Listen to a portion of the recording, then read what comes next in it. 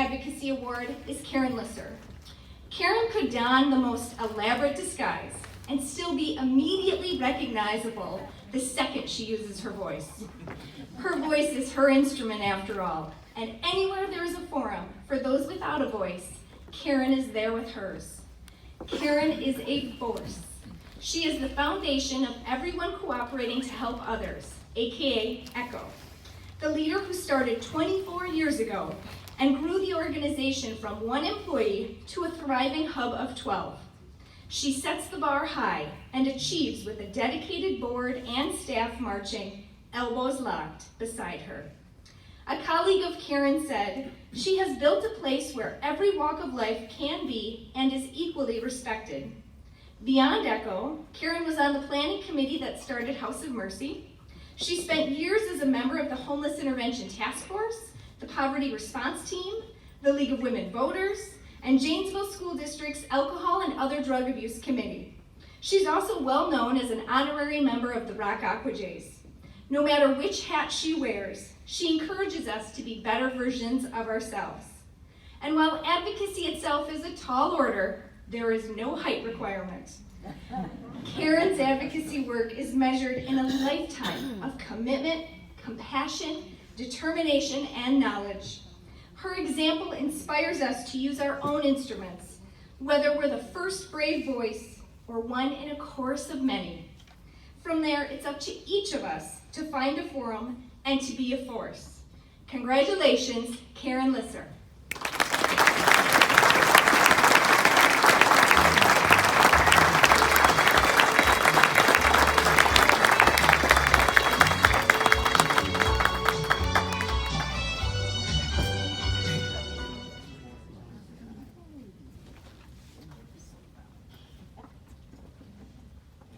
Bright light up here.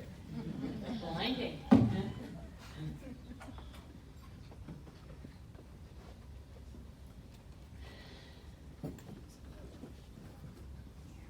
Thank you for that kind introduction, Moneypenny, and this awesome Excellence in Advocacy Award.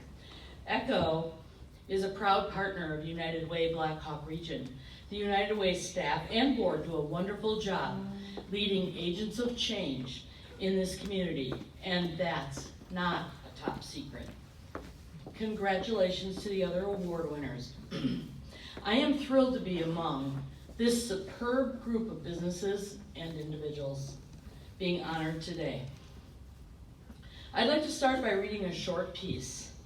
We all encounter people in our community, in our everyday lives, who are unreasonable or self-centered, or who distrust or take advantage of our kindness or honesty, or people who don't care for things that are important to us, or who are jealous, or who will forget the good things we do, or who expect more. But that doesn't matter. That's pale in comparison to the wonder and beauty of those around us who are good and care about each other and care about us. This is a wonderful celebration of everyone in this room who, as I thought about the many times I've come to these gatherings and about who would be here today, you are all people who could read this piece and feel happiness and serenity. You are all agents of change, either working at agencies, donating to United Way, sponsoring these awards, volunteering, or a combination of all of those. I want to thank the people who made it possible for me to receive this award from United Way today. First, I would not be here today if the people who walk through ECHO's doors to ask for basic assistance didn't humbly share their personal lives with me. I thank them for trusting us and sharing their sorrows and joys, their mistakes and successes. They may have the least in material possessions, but they are not the least themselves. They're pretty special. I can't tell you how wonderful it feels to walk down the street and have a client say, "Hi Karen, how are you?" with a huge smile on their face. I definitely wouldn't be here if it weren't for my mom and dad, Ruth and Amos Boudon, who are looking down today smiling. They raised me, my sister, my brother, and 32 foster babies, one at a time, over about 25 years. My older brother David died in a car accident in 1965, but he is also smiling down today. My older sister Jan wishes she could be here today, but couldn't get off work, teaching English as a second language at a community college in Chicago. Two best friends forever who couldn't be here due to a family medical emergency are Dale and Diane Schulze, who are like a brother and sister to me. My son Steve, 35, an environmental public health specialist in Sauk County, couldn't be here today since state health auditors, or you could call them inspectors, are with him. He is the sunshine of my life. A very special man, my husband Rob, is here. I thank him for supporting me to always just be me. If I need help, he is there. We are a team of two equals who strive for what can be, not just what is. I am privileged to be in a position to help people. In that position, I see the differences that volunteers and donors can make in their own lives and in the lives of others, simply by giving of themselves. Several of our board representatives are here at the ECHO tables. Gloria Hushka, Rick Miller, Dory McFarland, Betty Gilbert, Maureen Birchfield, Andrea Morse, and Helen Diane Henricks. Without the churches that founded ECHO and that support us today through providing board representatives, volunteers, and donations, ECHO wouldn't be able to do all that we do for people. Thank you for your trust and continuing support of me and of ECHO, and for the work you do for ECHO. ECHO gives people hope, respect, and dignity. It's not just about getting food, lodging, or rent help. It's also about having someone listen to you and care. ECHO staff,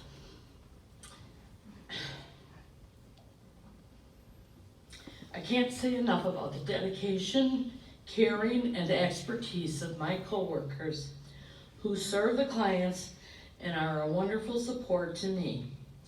Those who could come today: Jessica Loker, Joe Loker, Julie Cunningham, Marcel, friend Brian, and Karen Zapatowski. My friend Alicia Reed is also at an ECHO table. Thank you for coming to honor me. Thank you to everyone for coming to honor all of us. It is humbling to be chosen for United Way's Excellence in Advocacy Award. Advocacy can be defined as supporting a cause or group of people. To advocate stresses urging or pleading. In my case, it's speaking up for our neighbors in need of basic essentials, which sometimes requires urging and pleading for funds, for programs. I looked up a few synonyms for advocate or advocate: support, an unspecific type of assistance; backer, supporting by lending assistance to one who is failing; champion, publicly defending one too weak to advocate his or her own cause, such as championing for the needs of children; friend, implies being there for someone you care about. I particularly like the friend synonym. I have been honored to be ECHO's executive director. This is my 24th year. ECHO befriends many people by providing many services to meet basic needs for our neighbors in need of all ages, newborn to elderly.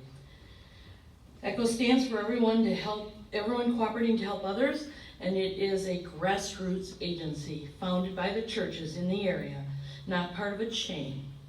ECHO was sparked by a food pantry at a church in late 1969, which was also a clothing center at another church. ECHO grew and was incorporated in 1975. They hired their first executive director, Laverne Sangren, in 1975 who led Echo until she retired in 1990. Laverne became a mentor and friend when I met her in 1995 until she died in 2014. Laverne was often described as an angel while at Echo. We would get together for lunch and talk about Echo. She would always say to me that she couldn't do what I was doing as executive director. And I would always say to her that she played a crucial role in laying the foundation for me to do what I am doing. Laverne is still an Echo angel. Echo's been providing services, many services, for over 49 years. When I started in January 95, Echo had only one other employee. Today, Echo has 12 employees and over 100 weekly volunteers, plus hundreds more for special distributions that we do, such as Easter baskets for kids, which we're doing right now, school supply distribution, Thanksgiving groceries, Christmas toys, Christmas Day dinner. A lot more volunteers come out for that. When I started in 1995, all the client records were handwritten on recipe cards and kept in a card catalog style file. Cards were stapled together for those who had been coming to us for a while. There was a typewriter and 2 brand new computers. By the end of 95, all clients were entered into a client database. We now have over 3,500 unduplicated households that we serve, about 14,000 people, many of whom come in monthly, or more often if they are experiencing homelessness. When I started, I noticed immediately the need for more housing and homeless services, and I expanded the rent and lodging programs while still keeping food going strong. I asked why in the community there were no longer homeless and housing subcommittees, and previously they were part of the Action Council, which I was part of.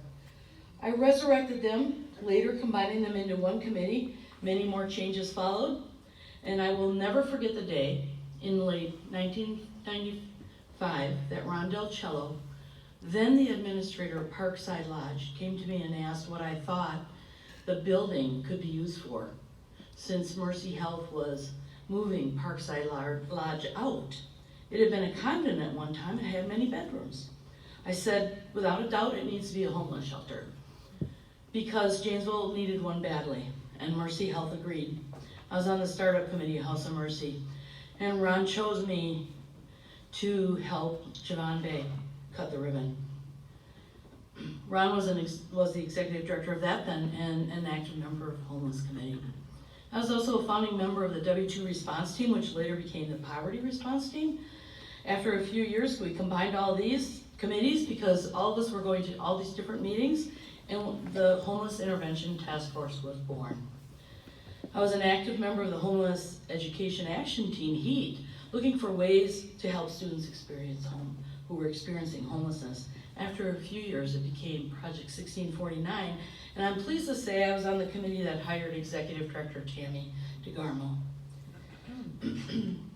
Donors don't usually see the faces of those who they help by supporting Echo, but if they did, they would see hope reflected in their eyes and more smiles on their faces.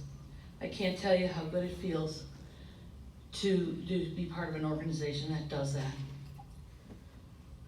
Another of my most memorable experiences that people who knew me then still talk about was when I changed my appearance and I went undercover and I became homeless for 3 days and 3 nights.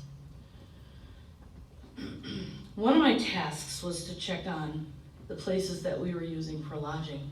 Of the 3 places that I stayed overnight, one we never used again, and it shut down, and one we didn't use until new ownership took over and fixed the problems. And then one of the other 3 places passed the test. Having a place to live is the core from which everything else is possible. In 2017, for example, ECHO provided 459 months of rent assistance and 3,504 shelter nights to people experiencing homelessness. And I'm still waiting to receive those ruby slippers that I wished for on our 40th anniversary 9 years ago, so that I could click my heels and every family in this community would have a stable home. Housing makes our food program more effective. Imagine having a food to put that table on. I mean, a table to put that food on. But Echo is most widely known there as that food pantry, and we have provided 3.879 million with 3.9 million meals.